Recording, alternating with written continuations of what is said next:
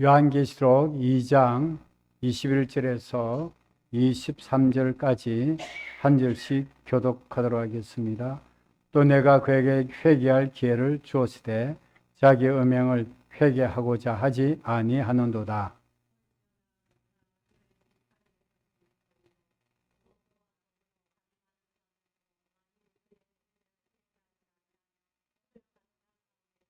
(23절) 또 내가 사망으로 그의 자녀를 죽이리니 모든 교회가 나는 사람의 뜻과 마음을 살피는 자인 줄을 알지라. 내가 너희 각 사람의 행위대로 갚아주리라. 아멘. 오늘은 두아디라 교회에 주시는 말씀 두 번째이죠. 두아디라 교회에 대해서 주님께서 특별히 회개할 기회를 주셨다고 말씀하셨어요. 거짓 선지자 여자 이세벨을 용납한 것입니다. 이 이세벨이라는 거짓 선지자는 성도들에게 우상 숭배와 음행을 가르쳤는데 그걸 받아들였다는 거예요. 여러분, 우리가 신앙생활 할 때 누가 뭘 말하더라도 받아들인 것은 우리 자신에게 달려있다. 그리고 우리의 현실도 우리 이걸 감사함으로 은혜로 받아들인가 결정은 우리 자신에게 달려있는 거예요. 내가 감사를 받아들이면 결과적으로 또 감사한 일들로 바뀌어지게 되어지고 모든 것이 그래요. 그래서 저것은 거짓된 가르침이다. 전 받으면 안 되겠다 싶으면 어떻게 해야 돼요? 거절해야 되는데 용납을 했더라는 그런 교훈들이 있었다는 것이죠. 그래서 주님께서는 그들에게 회개할 기회를 주었다. 21절에 또 내가 그에게 회개할 기회를 주었으되 자기 음행을 회개하고자 하지 아니한다 라고 말씀하셨습니다. 여러분, 회개할 기회가 있다. 그에 앞서서 성경에는 은혜 받을 기회도 있다. 그 성경 은혜 받을 기회는 언제라고요? 바로 지금이. 내일 은혜 받으리라. 내일 좋아질까? 없습니다. 언제요? 바로 지금이 은혜 받으리라. 바로 지금 창립 예배 시간이 뭐예요? 은혜 받을 때이다.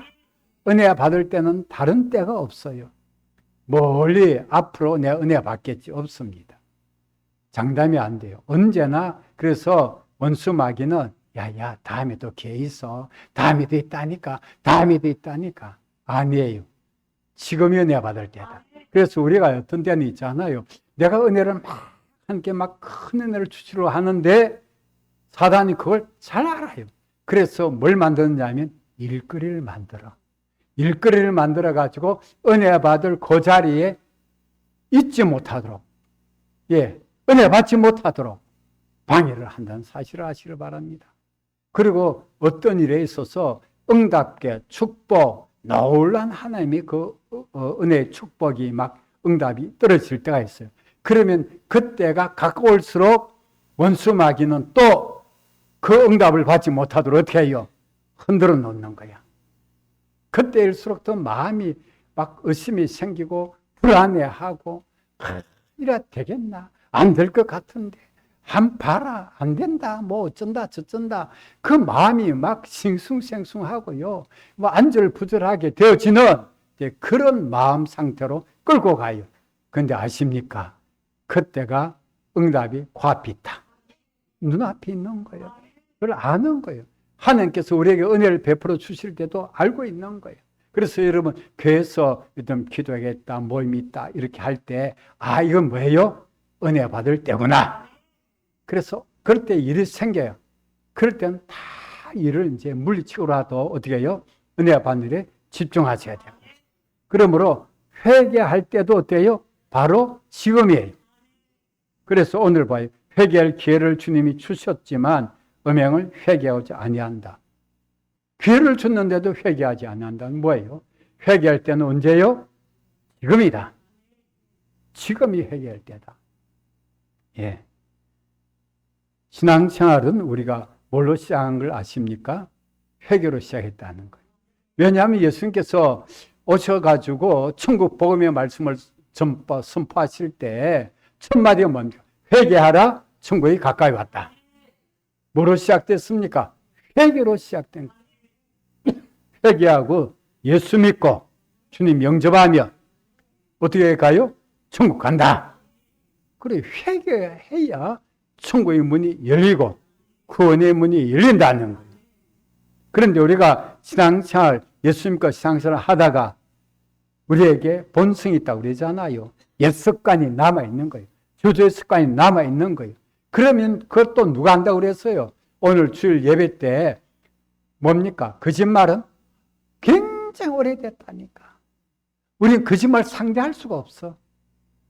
갈수록 간교해지고 갈수록 교묘해지고 갈수록 지능이 굉장히 높은 거짓말 한 100단쯤 엄청나게 높아요. 그래 우리의 거짓말하고는 상대가 안 될 정도로 거짓말 단수가 높은 걸 아시길 바랍니다. 진짜처럼 한다니까. 그래서 사탄도 뭡니까? 광명한 천사처럼 가정해갖고 나 천사 이렇게 하고는 막 하는데 알고 보니 그렇지 않다는 거지. 제가 그런 얘기 겉으로는 좋은데 지나놓고 보니까 아이고 아니구나. 그런 일들을 얘기를 잘 들어요. 주위에서도. 많은 사람들 얘기 들어보면 겉으로는 좋았는데 알고 보니까 빨리 드러나게 하죠. 어떤 사람은 몇 년이 지나니까 그 사람이 그런 사람이었어. 그런 일이 벌어지더라는 거예요. 여러분. 그런 얘기가요. 별의별 얘기들이 많이 들었어요. 최근에도 그런 얘기 들었는데 참 마음이 아픈 얘기가 있었어요. 여하튼 우리가요. 그렇습니다. 그래서 우리가 사람을 잘 분별하는 지혜가 있어야 되겠구나. 속아 넘어가지 않으려면. 그렇단 말이에요. 그런데 우리가 모르는 사이에 우리가 각 사람마다 그게 다 있다니까요. 약점이 다 있다는 거예요. 그 아킬레스 건이 있는 거예요. 왜 그런 것을 사탄이 오래됐으니까 알아요, 몰라요? 한다니까. 그걸 공격을 끊임없이 하니까. 그러고 신앙생활에 있을 수 있잖아요. 정말 눈 감을 때까지, 호흡 멈출 때까지 이 신앙생활은 믿음에서 난 싸움을 하는 거예요. 가만히 있으면 진다니까. 깨있지 아니하면 내가 쏘가 넘어간다니까. 그러면 내가 죄를 짓게 되고 쏘가 넘어가게 되고 한탄하는 거예요. 그럴 때 어떻게 해요? 우리가 또 잘못할 수가 얼마든지 있다니까. 그럴 때 어떻게 해요? 말씀 듣고 또 깨닫게 됐어요. 그러면 어떻게 돼요? 내일 회개해야 되겠다. 아닙니다. 내일 딱 하룻밤 지나면 있잖아요. 마음이 또 어떻습니까? 셀쭉해져요. 딱 바꿔져요. 이상하다. 어제가 내 마음이 감동이 와서 내가 회개해야 살겠구나 하고 그러는데 내일 해야 되겠다 하는데 내일까지 마음이 살짝 바꿔져가지고 괜찮네. 별일도 없는 것 같아. 이렇게 되어버린다니까. 그게 또 계속되어지잖아요. 그래 되면 무덤덤해져. 그 다음부터 찔리지도 않아. 말씀 통해서 뭡니까? 안 찔려. 그래서 참 목사님들은 설교하기 힘들어요. 말씀에 날카로운 검으로 푹 찔렀다? 찔러봐라. 예, 눈동자도 흔들리지 않습니다. 얼마나 요즘 단단한지 몰라요. 좀 그렇습니다. 시대가. 예, 그렇게 계속 우리가 좋은 말씀만 사랑합니다. 축복합니다. 얼마나 힘드세요? 위로받으세요. 힘내세요. 잘하고 있습니다. 그런 말 하면 좋고 박수치고 은혜로 왔습니다. 좋았습니다 하고 인사하고 가요. 근데 푹 찔릅니다. 날 찔렀어? 이렇게 하는 거. 근데 안 찔리기도 하고. 여러분 회개할 때는 언제입니까? 지금이다. 그래 되면 회개하면 사죄 은혜를 적시 받게 되고 우리의 마음이 정결함을 얻고 우리 영도 새로워지고 성령 충만 은혜도 받고 성령의 감동과 인도를 잘 따라가게 되어져요. 그러면 하나님의 말씀을 따를 수밖에 없죠. 여러분 꼭 기억하십시오. 우리 마음에 예수 믿을 때 성령을 거듭났기 때문에 성령께서 계세요. 그 성령께서요, 우리 무엇을 통해서 때로 주로 움직이는 선한 양심, 착한 양심을 통해서. 그래서 신앙 양심, 예수 믿은 사람. 그래서 이러면 안 될 것 같은데 이렇게 하는데 막 괜찮다 이가. 옆에서 한마디 합니다. 괜찮다니까. 그 정도쯤이야, 뭐. 괜찮다, 이거. 자꾸 이렇게 하면요. 양심이 어떻습니까? 그래, 그런 것 같다. 그렇게 되는 것 같다고 설설설 들어가는 거예요. 그래, 한참 하다 보니까 나중에 양심 점점점 뭡니까? 무뎌져. 그러잖아요. 달라져. 이거 그냥 하는 얘기가 아니에요. 그러니까 우리 성령께서, 그리고 성령 충만 받은 사람에게는요, 특징이 이게 딱 있어요. 제가 얘기를 안 했습니까, 여러분? 저 서울에서 직장생활 할 때 동대문에 거기에 자취방이 있었어요. 근데 퇴근하고 그 차에서 내려서 버스에 내려가지고 지하철도 처음 시작됐을 때 그래가지고 가려고 하는데요. 버스에서 내려서 밤에 늦게 갈 때가 있어요. 늦게는. 근데 어디로 지난 줄 아닙니까? 번지수를 잘 못 쓸 거예요. 청량리 588이 있어요. 아십니까? 그 길로 들었었다 그러면요, 율랑 여성들이요, 쫙 있어가지고요. 왜 그 길로 갔느냐 하면, 큰 길로 가면 길을 빙 둘러서 가야 되니까, 바쁠 때는 뭡니까? 그 골목길이 있어, 그 골목길. 그 길로 간다고 한번 지나갔다가, 시급했다니까. 그때 제가 이래봐도요, 성령 충만했다니까. 딱 가는데, 그 아가씨 한 명이 있잖아요. 아가씨는 아직 몰랐네. 근데 딱 팔짱 팍 끼더라고. 끌고 가, 그냥. 성령께서 있잖아요. 제 안에 계신 건데 알았어요. 어떤 게 머리카락이 쭉 빗으더라니까. 이건 아니지. 그리고는요, 뿌리치고 뛰어갔다니까. 안 그래도 종교 좋다고. 오빠야, 가자. 그래 끌려간다니까. 사실이에요, 여러분. 그래서 저건 부산에 내 친구가 그 초장동 거기 있잖아요. 그게 완월동이 있었어요. 부산에 완월동 아십니까, 여러분? 그래서 율랑 여성들이. 그 초장에 있는 그 교회 가려면 꼭 그 완월동 거리를 지나가야 돼. 그럼 또 아가씨들이 또 쫙 있어요. 구경도 잘 해요. 아니, 하나 해놓고 옷 입고 있잖아요. 앉아있어요. 그리고 밖에까지 나와요. 나왔고, 오빠야, 가자. 또 이러는 거예요. 그럼 저는 그때 딱 물리치는 비법을 알았잖아요. 나 이 동네 사람이다. 이 동네 사람은 건들 수가 없는 거야. 그리고 뿌리쳐가지고 그 교회로 간 거예요. 그런 일이 여러 차례 있었어요, 여러분. 우리 속에는 누가 계신다? 성령님이 계신다. 그래서 이건 아니다 싶을 때 성령께서 뭡니까? 딱 그 발동이 돼요. 안 돼! 이렇게. 그렇습니다, 여러분. 우리를 지켜주신다니까. 이 길을 가면 죽어! 안 되는 거야! 지켜준다니까. 지켜주십니다, 여러분. 그래서 우리가 성령의 감동과 인도하심을 따른다는 것이 얼마나 중요한지 몰라요. 우리 속에 성령이 계신다는 거. 거짓 선지자 이세벨은 우상 숭배 음행을 하도록 거짓된 가르침을 했어요. 거짓된 가르침을 했는데 버가모, 우리 앞부분에 보면 버가모 교회도 발람의 교훈, 니골라당의 교훈이 있어요. 그것도 똑같아요. 우상 숭배 음행. 두아디라 교회도 이세벨의 교훈, 그것도 우상 숭배와 뭡니까? 음행. 이런 것들이 그 시대에 우상 숭배는 그 어떤 가르침에는 반드시 들어갔더라는 거예요. 그런 세상 속에서 교회에 다니고 신앙생활을 했더라는 거예요. 그런 영향을 받더라고요. 그런 영향을 받기 때문에 자기도 모르는 사이에 이 정도쯤은 괜찮겠지 하고는 용납하고 그 가르침을, 거짓된 가르침을 받아들이는 거예요. 여러분, 우상 숭배는 뭡니까? 제2계명 우상을 만들거나 섬기지 말라. 우상 숭배라니까요, 글쎄. 음행은 뭡니까? 7계명이잖아요. 간음하지 말라. 이 계명을 어기게 되어지는 것이죠. 그러니까 여기에 계명에 직접적으로 연결되는 내용의 말씀이에요.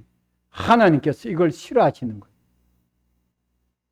여러분, 우상은 무엇입니까? 하나님보다도 가장 앞선 것이 우상이잖아요.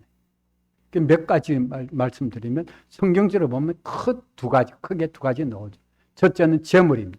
여러분, 누가복음 16장 13절에 예수님께서 말씀하시기를 하나님과 제물을 겸하여 섬길 수가 없다. 이 말씀은 섬긴다는 것은 우상이래요. 숭배의 대상이 된다는 거예요. 제물. 그러므로 하나님을 섬길 것이냐, 제물을 섬길 것이냐, 똑같은 그 레벨에 두고 섬김의 대상이라는 거예요. 그게 우상이라는 우상.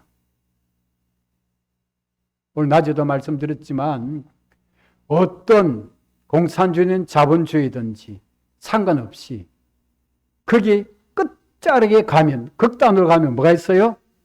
돈을 숭배합니다. 아십니까? 끝자락에 가면 그게 나와요. 끝자락에. 그래서 그걸 주장하는 사람들은, 그 끝에 있는 사람들은, 그 꼭대기에 있는 사람들은 뭡니까? 이 땅에 사는데 잘 살까 못 살까? 극도로 잘 살아요. 끝에 있는 사람들. 딱 그렇게 구성이 되어 있는 거. 우상 숭배입니다. 우상 숭배. 재물 우상입니다. 이게 얼마나 큰지 몰라요. 그래서 재물 우상을 뛰어넘어야 주님을 제대로 섬길 수가 있어요. 그 다음에 또 뭐가 있을까요? 탐심입니다. 골로새서 3장 5절에 보면 탐심은 곧 우상 숭배다 했어요. 우리는 각양 탐심을 가지고 있어요. 내 것이 정상적인 내 것이 아닌 것을 욕심내는 걸 탐심이라고 그러잖아요.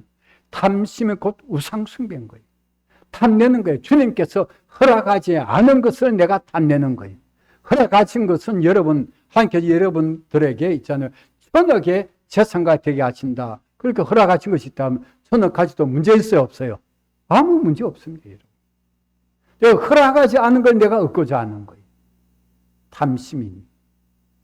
그래서 주님이 허락하신 것을 얻기를 원합니다. 탐심에 내가 붙들리면 거기에 우상이 되어져. 그 다음에 우리가 이 땅에서 잘 살아보자 하고 성공하겠다.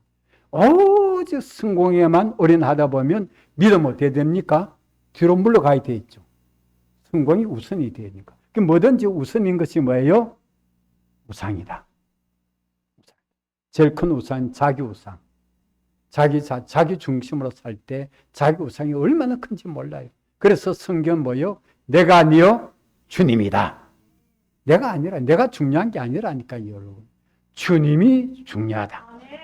주님이 귀하다. 이 중심으로 내가 살고자 하면 할수록 나도 이 세상에서 주님께서 존귀하게 세워주신다.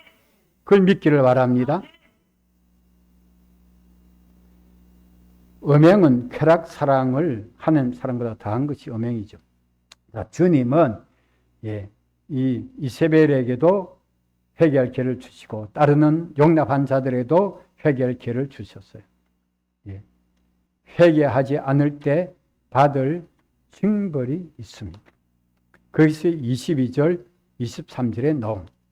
22절에 보면 볼지어다 회개하지 않았습니다. 내가 그를 침상에 던진다. 여러분, 침상에 던진다는 것은 뭘 말하는 겁니까? 병상에 들어 눕게 한다는 거. 아프다고 다 그런 건 아니고요. 여기에 특별히 이런 우상숭배 음행을 회개하지 아니할 때 주님께서 징벌을 주시는 거예요. 그것도 징벌도 뭡니까? 돌이키게 하기 위함이라는 하나님께서. 그래서 침상 확 던져버리는 거예요. 아픈 거예요. 못 일어나게 만들어버려요. 그럼 우상숭배도 못하고 음행도 못하고 만들어버리는 거예요. 그 다음에 더 끔찍합니다. 어떻게 뭐가 나와요? 또 그와 더불어 간음하는 자들도 만일 그의 행위를 회개하지 아니하면 큰 환난 가운데 던진다. 이세벨뿐 아니라 뭡니까? 똑같이 가르침 따라가는 사람들도 큰 환란에 던진다. 여러분, 환란에 빠진 게 좋겠습니까? 우리가 있잖아요. 시련과 환란이 신앙생활을 잘 하려고 하는데 당하는 것은 우리의 큰 유익이 되지만, 또 이런 잘못해갖고 죄를 지어갖고 큰 환란 속에 들어가면요, 진짜 엄청난 손해를 많이 봐요. 말로 다 할 수 없는 영육간 손해를 많이 보고, 신체적인 손해를 보고, 진짜 어려움을 많이 겪어요. 큰 환란 가운데 던져진다니까. 주님이 던져 넣는데 주님 그 건져내기 전에는 그게 빠져나올 길이 없다는 사실을 기억해야 돼요. 한 번 던져 넣으면 못 빠져나온다니까. 주님 건져 주셔야 되니까. 그래서 왜 그 환란 가운데서 뭐 하기를 원하십니까? 회개하고 돌이키라. 돌이켜야 됩니다. 23절은요. 또 내가 사마로 그의 자녀를 주게 된다. 와, 끔찍하죠. 문자적으로 그대로 하면 어떤 일이 벌어집니까? 부모가 잘못했는데 누가 죽게 돼요? 자녀가 죽는 일이 또 일어나게. 그 징계로 그렇다는 징계. 솔로몬이 밧세바의 사이에 그 불의한 관계에 난 자녀가 있었잖아요. 아들이 있었는데 그 자녀를 하나님이 죽여버리잖아요. 시름시름 앓는데 솔로몬이 아니라 다윗이 밧세바의 사이에 그 우리아의 아닌 밧세바 사이에 태어난 아들이 있는데 시름시름 아파요. 밥도 안 먹고 다윗이 그렇게 금식하면서 기도해도 안 고쳐져요. 그 아이가 죽어버려요. 아이를 하나님이 데려가 버리시니까. 그게 사실이잖아요. 자녀에게 여러분 갑니다. 우리 부모로서 제일 아픈 게 뭔 줄 압니까? 자녀가 어려움 당하는 것, 그것처럼 더 어려움이 어디 있겠어요. 그러면 우리가 신앙생활 할 때도 이것을 어떤 분들은 해석을 제가 이제 추석 이런 거 살펴보니까 있잖아요. 뭐 신앙의 뭐 이렇게 뭐 자녀들이다. 그러니까 그건 너무 좀 이렇게 나간 거고, 실제적으로 그런 사례들이 또 있습니다, 여러분. 우리가 잘 믿었어야 돼요. 부모가 잘 믿었어야 돼요. 하나님께서 가장 아픈 걸 건드리신다는 거예요. 두렵지 않습니까, 여러분? 두렵지 않아요. 자녀가 힘들고 어렵게 사는 것을 바라보더라도 고통스럽고 아픈 판인데, 병들어 있을 때. 그런데 자녀까지 죽는다 하면 어떤 일이 벌어지겠어요? 그런 사례도 많습니다, 여러분. 제가 생략해서 그렇지, 말 못 안 해서 그렇죠. 주위에서 그런 얘기들을 많이 듣습니다. 우리가 하나님 앞에 이 하나님의 징계를 가볍게 여기지 마시길 바랍니다. 하나님 앞에 우상숭배하고 음행했다. 그냥 그 자녀에게 어려움은 환란이 또 오고 죽는 경우도 생기고 끔찍하지 않습니까, 여러분? 우리가 잘 믿었어야 됩니다. 우리가 회개하고 우리가 돌이켜야 됩니다. 더 이상의 어려움이 오기 전에, 환란 오기 전에. 그래서 주님께서 뭐라고 말씀하십니까? 모든 교회가 나는 사람의 뜻과 마음을 살피는 자인 줄 알지라. 예수님께 직접 하신 말씀이에요. 예, 모든 교회가 알아라는 거, 모든 교회 성도를 알아라는 거. 주님은 사람의 뜻과 마음을 살피는 분이시다. 우리가 두아디라 교회에 나타나는 주님은 뭐예요? 불꽃 같은 눈으로 나타나요. 우리의 속을 꿰뚫어 보신다는 거예요. 저 사람이 우리가 어떤 뜻을 품고 있는지, 어떤 생각을 품고 있는지, 그걸 아신다는 거예요. 예. 마음을 살피고 아신다는 거예요. 끝이 문제가 아닙니다. 말이 문제가 아닙니다. 우리 속이 문제인 거예요. 속을 살피시는 주님이시다. 그래서 제가 늘 말씀드리는 것처럼 중심이, 바른 중심을 가져야 됩니다. 거짓된 교사들은 거짓된 가르침이에요. 그걸 가만히 들으면 그 사람이 가르치는 사람이 뭐가 잘못됐다? 중심이 바르지 않구나. 중심이 바르지 않아요. 그걸 배우고 다른 사람도 중심이 바를 수 있어요, 없어요? 바르지 못하는 거예요. 바를 수가 없어요. 내가 중심이 바르지 않는 사람들은 바르지 않는 가르침을 중심으로 가르치는 그 내용을 잘 받아들이는 거예요. 그러나 바른 중심으로 바른 가르침을 진리의 말씀을 가르칠 때는 잘 못 받아들이는 거예요. 왜? 내 중심이 바르지 않으니까. 중심이 발라야 말씀을 바른 교훈의 진리의 말씀을 받아들일 수가 있었어요. 주님이 다 살펴요. 불꽃 같은 눈으로 아십니다. 여러분 모르실 것 같습니까? 다 알고 계세요. 그리고 마지막 결론 부분 22절 마지막 부분 결론은 아니고 23절을 보면 내가 너희 각 사람의 행위대로 갚아주리라. 행한 대로 갚으시는 주님이시다. 다른 말은 뭐가 나왔어요? 심은 대로 거두게 하시고. 우리가 주님 앞에 설 때도 상급과 심판 뭐가 달라집니까? 행한 대로 상을 주시고 행한 대로 심판하시고 그런 분이시라니까 여러분. 우리 주님이요. 난 그렇게 가끔 생각할 때 은혜의 주님, 긍휼이 많으신 주님, 사랑의 주님이시지만 진리의 주님이시고 공의로우신 주님이시고 심판의 주님을 생각하면요. 우리 주님한테는 뭐가 없는 줄 압니까? 애누리가 없어. 애누리란 걸 아십니까? 우리가 간만 애누리 하는 게 아니고 있잖아요. 안 좋은 일 했을 때 예를 들어 어떤 사람한테 눈 깜짝이면서 좀 봐줘야 봐줘. 그것도 애누리 해달라는 거예요. 맞아요, 안 맞아요? 그리고 또 모른 척 해줘. 봐줘요. 애누리가 주님께 만약에 여러분이 돈 좀 드리면서 주님 좀 봐주세요. 좀 봐주세요. 봐줄 것 같습니까? 그렇게 하고 또 주님 앞에 이해하고 잘 들어보세요. 협박합니다. 나 그러면 예수님 안 믿을 거예요. 협박합니다. 주님. 봐줄 것 같습니까? 안 봐줍니다. 주님 앞에는 애누리가 없습니다. 엄청나게 회개할 기회에 회개해야 됩니다.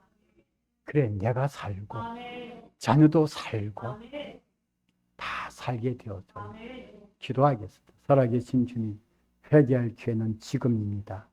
언제나 돌이키게 하셔서 우리가 죄사함 받고 새 마음으로 정결한 영으로 정직한 영으로 성령의 감동과 인도하심을 말씀 따라 잘 살아가는 저희들 되게 하옵소서. 예수님의 이름으로 기도하옵나이다. 아멘. 찬송가 273장